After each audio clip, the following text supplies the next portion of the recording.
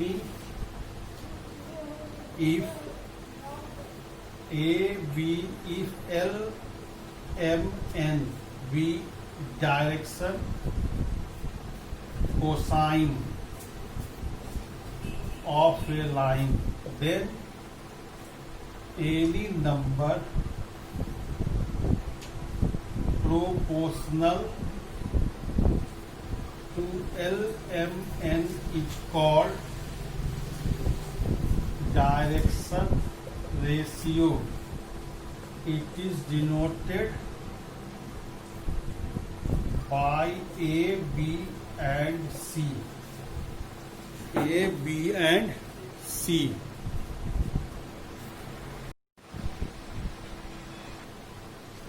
Direction ratio, हम आपको ये बोले तो इसका मतलब L by A, M by B, N by C, यही डिफिनेशन होता है कि L by A, M by B, N by C ये है। अगर मान लो कि यही रिलेशन है, यही रिलेशन ही कहता है कि कोई है डायरेक्शन नंबर है। अगर कहता है कि L, M, N, A, B, C is known, if A, B, C is known, then find L, M and N। कहता है कि अगर ABC पता है तो L, M और N निकालना है ना। तो अगर मान लो ABC गिवन है तो L by A, M by B, N by C is equal to lambda से मान लिए। इसका मतलब L बराबर लेमडा है, M बराबर लेमडा बी, N बराबर लेमडा सी। अब हमारे पास एक रिलेशन है L square plus M square plus N square बराबर 1, यानी हो गया lambda A square plus lambda B square lambda C square बराबर 1।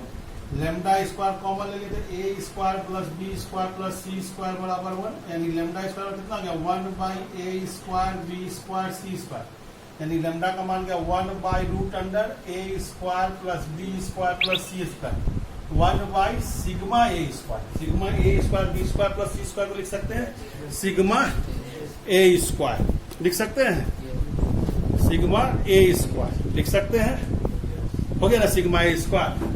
अब अगर मान लो कि इस लेमडा का मान निकल गया प्लस माइनस, तो सो क्या हो गया L बराबर A plus minus root under sigma A square, M कितना हो गया plus minus B by root under sigma B square, N क्या हो गया plus minus C by root under sigma A square, हर जगह सिग्मा ए स्क्वायर है ना, हर जगह क्या हो गया सिग्मा ए स्क्वायर। जहां सिग्मा ए स्क्वायर का मतलब कितना है A square plus B square plus C square. इस पर एक एग्जांपल करते हैं, इफ 1 2 माइनस 1 1 2 माइनस 1 इज dr of a line, find its DC. कहता है 1 2 माइनस 1 उसका dr है तो उसका डीसी निकालो। एक मार्क्स में ये क्वेश्चन आता है, जैक में आता है एक मार्क्स में। तो हमारे पास क्या है भाई, तो a बराबर 1, b बराबर 2, c बराबर कितना हो गया -1।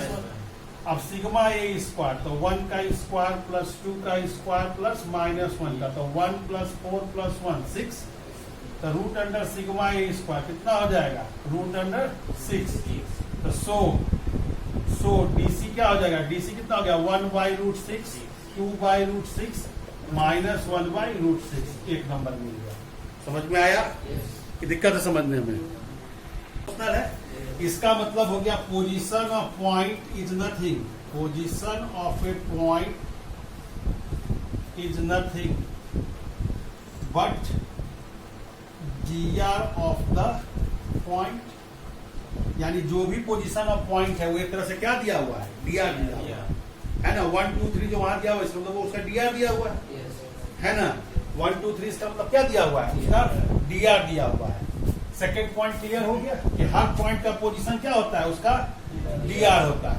दूसरा पॉइंट इसमें है कि अगर मान लो कि p और q, p है x1 y1 z1 और q है तुम्हारा x2 y2 z2, तो हम लोग वेक्टर से अभी पढ़े हैं, तो dr ऑफ pq क्या हो जाएगा x2 minus y1 y2 minus y1 और z2 माइनस z1।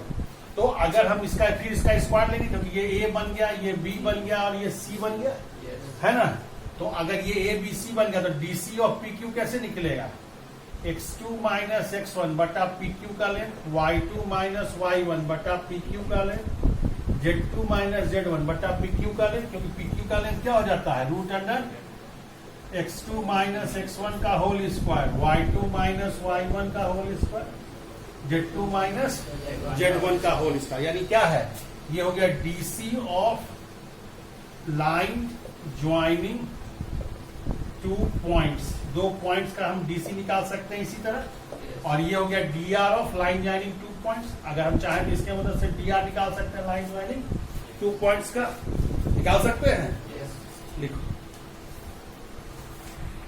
है ना। अब हम लोग पहला इधर मान लेते हैं कि if DC is given, DC is given, लिखो मत, समझ लो, अपने समझना है, बहुत इजी क्वेश्चन।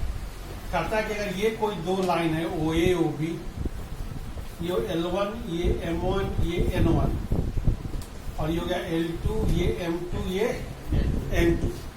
अगर इसका DC दिया हुआ है तो अगर इस दोनों के बीच में लाइन लेना है ना, तो अगर हम OA वेक्टर को मान लें L1I M1J N1K और OB वेक्टर को मान लें L2I M2J N2K, तो cos थीटा क्या होता है, OA डॉट OB भागा mod of OA into OB। तो क्या हो जाएगा, L1 L2 M1 N2 N1 N2 बटा sigma L1 square into sigma L2 square, होगा ना।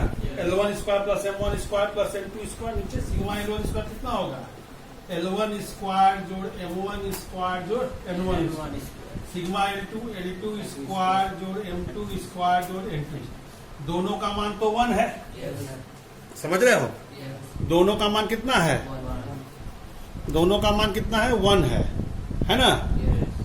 तो जैसे ही दोनों का मान 1 हो गया तो इसका मतलब क्या हो गया, cos थीटा का मान कितना हो गया, L1 L2 M1 N2 plus N1 N2, ये हो गया थीटा का मान निकाला। अब अगर थीटा 90 डिग्री है यानी OA परपेंडिकुलर टू OB, तो इसका मतलब L1 L2 जोड़ M1 M2 जोड़ N1 N2 बराबर 0 होगा।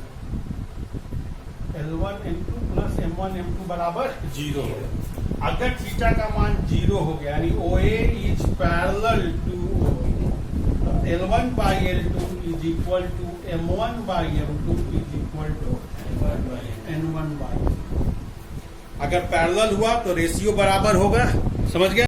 If DR is given A1 B1 C1 A2 B2 C2, तो अब हम जानते हैं कि अगर A1 B1 C1 दिया हुआ है तो L1 का मान कितना होता है, L1 is equal to A1 by root under sigma A1 square M1 B1 by root under sigma A1 square, और N1 क्या जाएगा, C1 by root under sigma A1 square.